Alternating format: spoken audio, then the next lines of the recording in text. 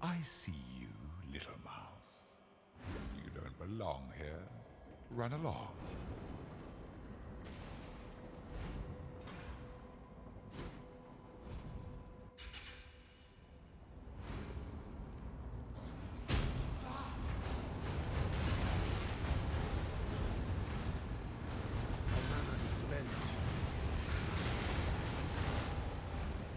Turn back, trespasser. Cease this madness.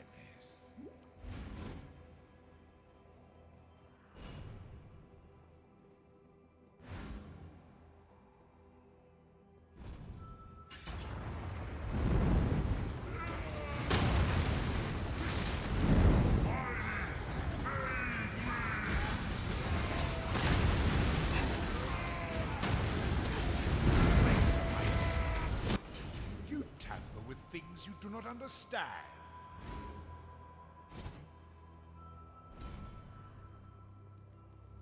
I must have time to gather my will.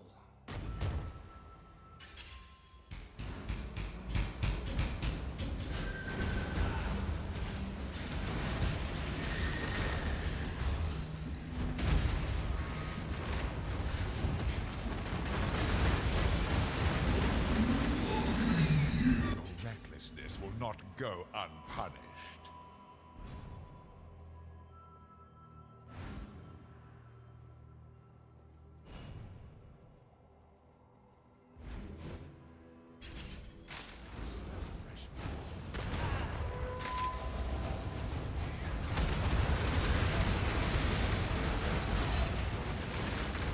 This is your final warning.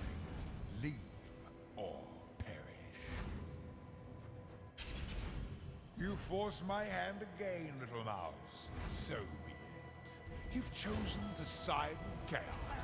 This is my world, and you shall obey my order.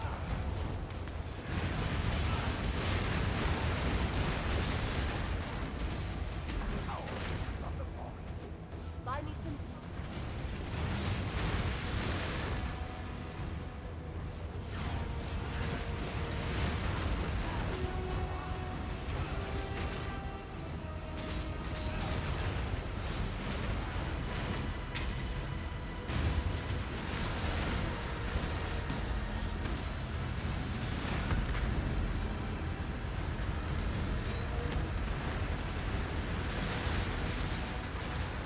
Imperfect! He's in, but not for long. We need to get back.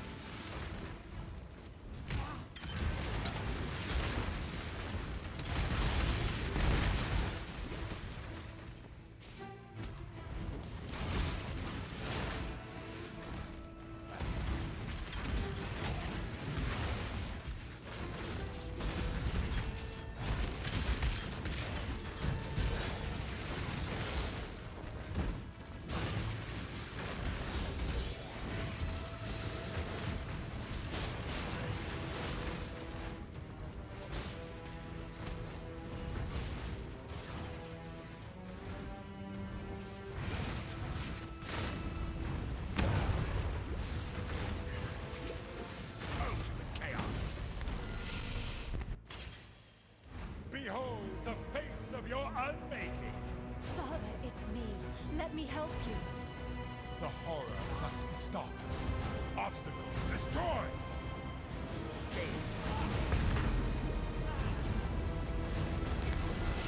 Spent. To meet exile.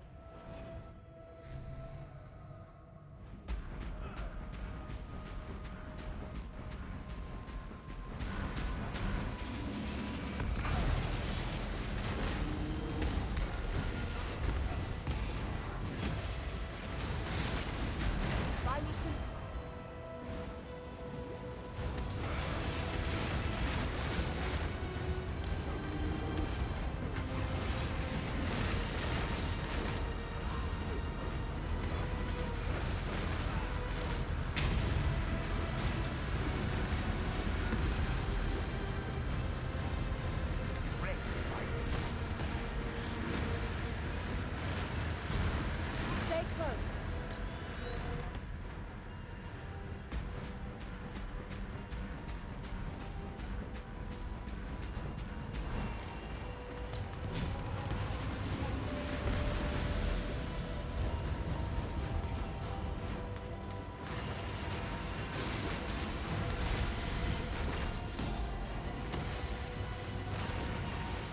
perfect. He's injured, but not for long. We need to get back.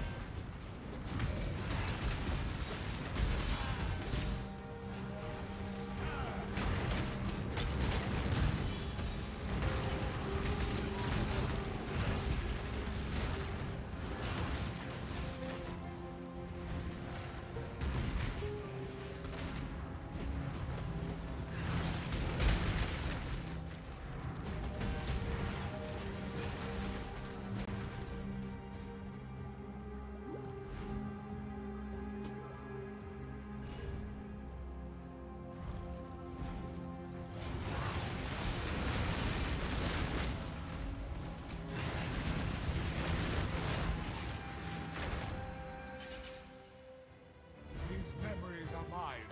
I cannot lose them. They lie to you, Father. I'm your true memory. To save the future, the past must be sacrificed. To me, exile.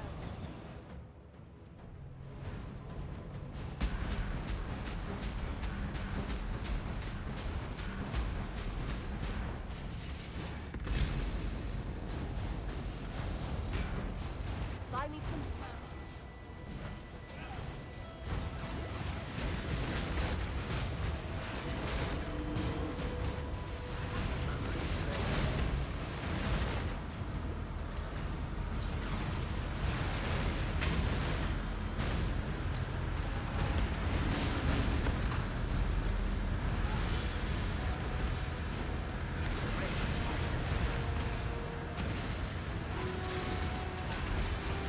To me, exile.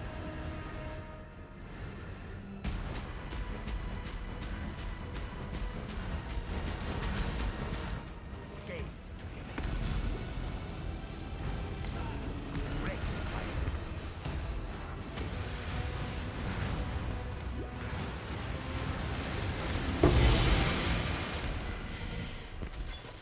irrelevant.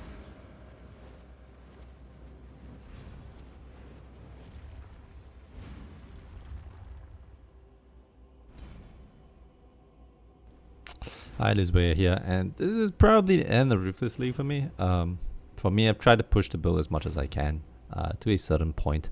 And definitely I could do a little better if I had certain items, but I think the inaccessibility of those items make it a bit difficult. Even if I do have the currency for them, generally it means that you have to wait for someone to actually farm these things, and the drop chances are low enough that, you know, it's not something you can easily rely on. But then again, at the same time, what I have here is not a fully optimized character, but it's optimal enough to say that it's kind of done. And if you really want to look at the stats, this has like, if ramped properly, it has like 30 mil DPS, and then it has like a million EHP, as long as the conditions are right.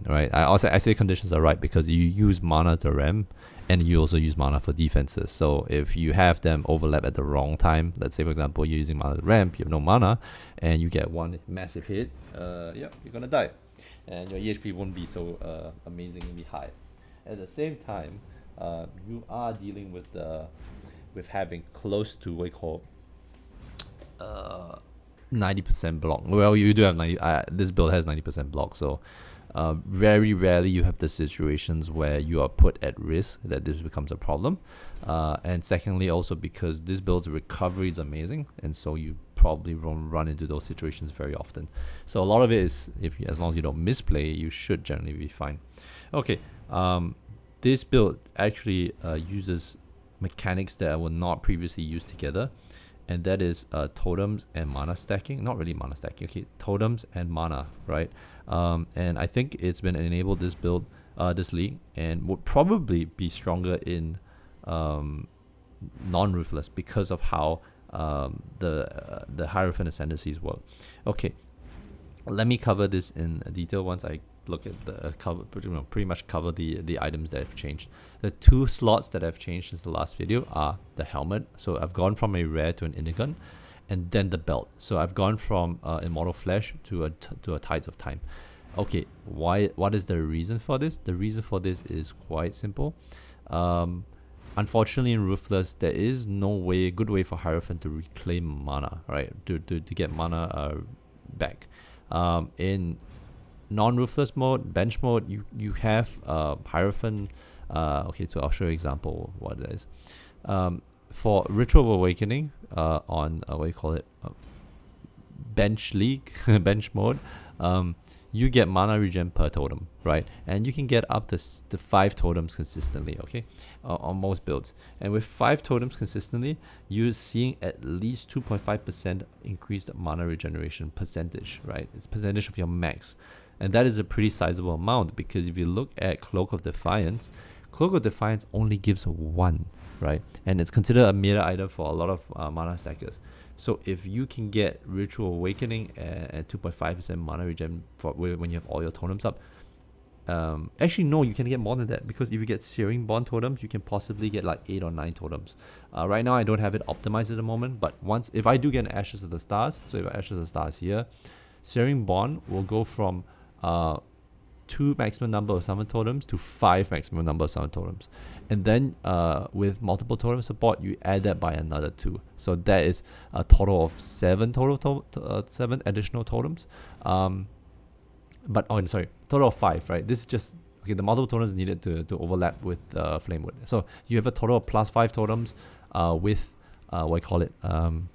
with Ashes of the Stars. And then with plus 5 totems, you would have a total of 10 totems, okay? You have total of 10 totems because you will have 5 Flamewood totems, okay? So Flamewood rejuvenation totems. So you have multi-totem support here. This is plus 2, and then you have a base of 3 because Hierophant gets plus 1. You get another plus 1 from Ancestral Bond, and you have plus 1 from the gem itself. So that's 3 plus 2, that's 5, and then you get a plus 5 off your Searing Bonds. So you can possibly get 10 totems up at any one time, and that is a total amount of 5% HP per second, mana per second, sorry. 5% mana per second without the multipliers. Okay, so if you get a multiplier, let's say, hypothetically speaking, let's say you get 5% times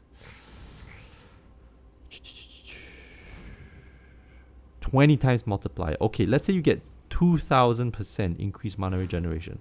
What's happening is you're going to regenerate 100% of your max mana pool every single, wait, not me, because you have 5, right? And then you plus 1, so that's 6%. What's the multiplier you need to get the 100%? Let's check. Let's check this. I'm bad at this calculation. Okay. You need a 1666% increase mana regeneration rate to basically regen entirety of your mana in 1 second, right? So you can spend your full mana pool in 1 second. And if you're spending your full mana pool in 1 second, that gives you max Indigon stacks. So imagine this. Let's say Indigon is like, how much do you have to spend?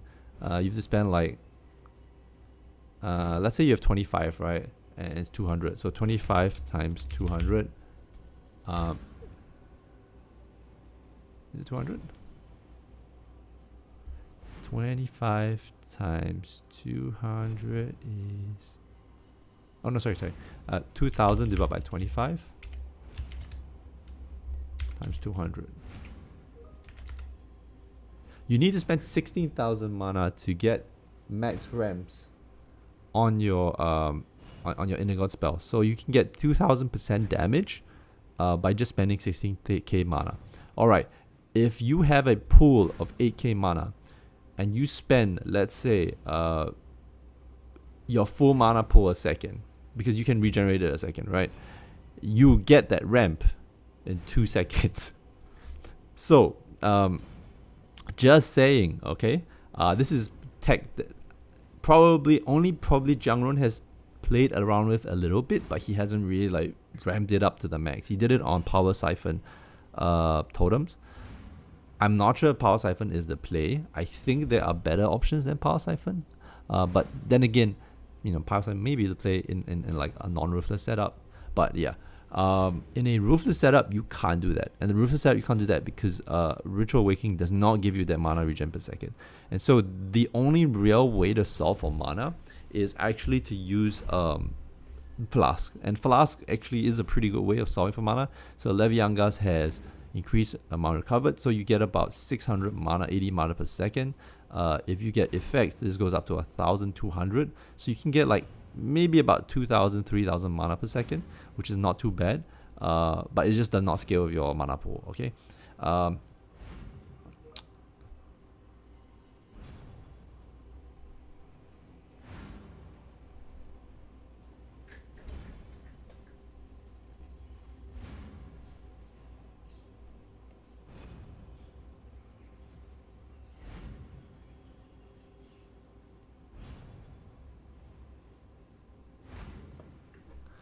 Okay, sorry, I had to respond to someone. Alright, so yeah, so in Ruthless you kind of have to get mana in different ways, and the way you get mana is mostly from Flask, right? So in this case, Tide of Time is required. I'd rather have like mana Flask gain 3 charges every 3 seconds because that gives me more consistent uses of my mana pots. But then again, utility Flask here was 3, so I felt like if I re-roll this, I may not get 3 on the utility, and to get 3 on mana and utility is like 1 in 9, I think, because it rolls between 1 and 3, correct? And you want 2 of them to roll 3, so you need an average of 9 divines with maybe a standard deviation of +4, so you need maybe a total of 13 divines on average to guarantee the 3 and 3 for mana and utility. I may want to do that, but that's 300k elks, right? It's kind of expensive. Okay, so with that, Indigon and Tides of Time, I probably spend maybe about 3,000 mana at best in 4 seconds, and 3,000 at best is like 3,000 divided by 200 times 25.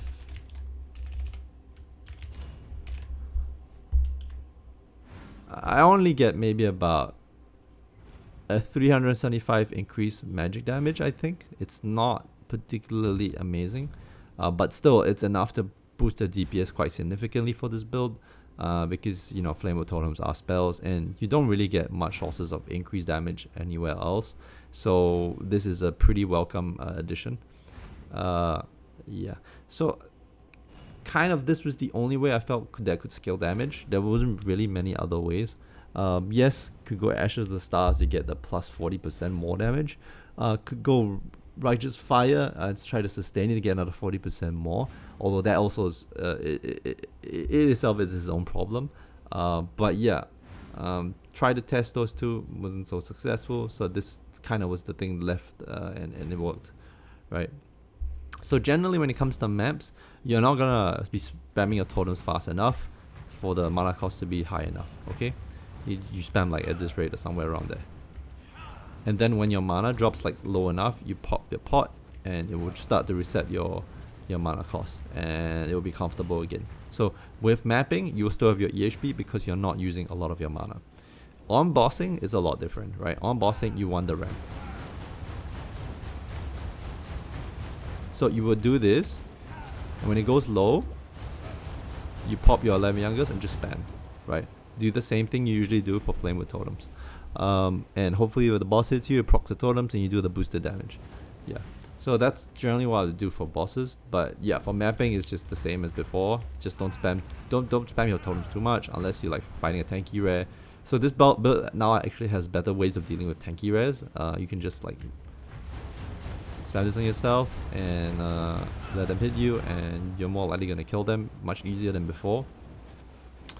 Yeah, so I kind of like how the way the build plays now. It's not just straightforward. You have to figure out what you want to do based on what you see in front of you. Anyway, that being said, this is probably the end of my PoE league for 3.25. I'm going to be pretty hyped to play Hierophant next league, to be honest, because of my experience here, my testing here. I think Hierophant has a lot of interesting options available that people have not examined. Earthbreaker totems on boots is interesting. That has not been examined at all. And all the mana spending Indigon stuff, I don't think people have really put their time into it to say that, you know, to conclude that this is a kind of a good or a bad build, right? So a good, not regular. People have played mostly Archmage Ice Bolts and Frost Bolts and Ice Nova, right? People haven't really tested much other things, maybe like other than Jangron's Power Siphon. So pretty keen to actually test out Hierophant in another league if they don't get like heavy nerfs, if it doesn't get heavy nerf. And I might want to actually run Totems because Totems actually makes quite a bit of sense. There are a lot of avenues for scaling, I feel, and yeah, next league unfortunately no Svalin probably, and if there's no Svalin, defenses may be a little harder to accomplish. I do feel that the max mana, like the mana pool becoming your EHP, is a very good defensive layer regardless because of how the aura situation is right now. Okay, what else is there I want to cover? Nothing much else. If I do want to continue Ruthless, I have another build idea. It's just to scale something cheap to figure out if it's something like it's just Ruthless specific testing, okay? And it's just because I have a lot of currency, I bought stuff.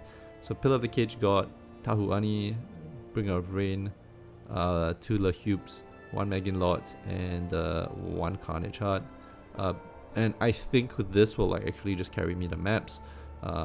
Once I hit Bringer of Rain, once I hit the pillar with the level 20 boost of, or level 8 boost of Megan Lord, or level 8 I get Megan Lords, and then I get pillar after that, and then it should have enough damage for me to push into higher levels. And then Lahube at level 20 is 24 is gonna give me enough damage to then push to X. And once I go to X, we'll have Bringer of Rain. I will turn Tower Ani by X5 or X6, yeah, should have trauma support by 38. So this is generally the plan for this setup. It will probably be a Juggernaut. Dual double strike for momentum with Pillar of the Cage God. Gonna be pretty good damage. So yeah, pretty keen to try this out. Don't know how it will fare, but it will probably take less than a day, so the findings will be quick. Just something I just want to have fun with, yeah. What else is there?